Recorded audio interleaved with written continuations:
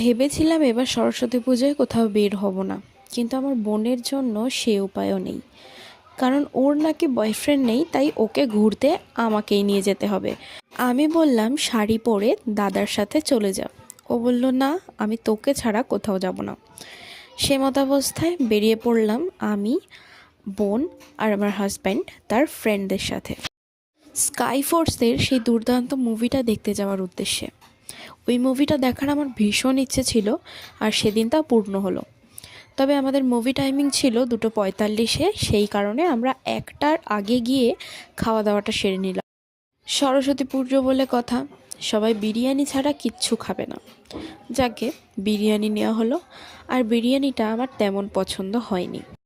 তাছাড়াও আমি সবসময় লক্ষ্য করে দেখেছি, কোনো স্পেশাল ডেতে বিরিয়ানি বলো আর ফ্রাইড রাইস, চাইনিজ খেতে চাও অথবা কন্টিনেন্টাল, সব কিছুর টেস্ট একদম বেকার করে। কেন জানি না এরা এই স্পেশাল ডেগুলোতে কোয়ালিটি এতটা ডিক্রিজ করে দেয়। যাকে ওর বন্ধুর চেনা জানা দোকান বলে বিরিয়ানি খাওয়া ছিল আনলিমিটেড, কিন্তু আমরা কেউ খেতে পারিনি লাকিলি। তারপর চলে গেলাম আমাদের ফেভারিট মুভি স্কাই ফোর্স দেখতে।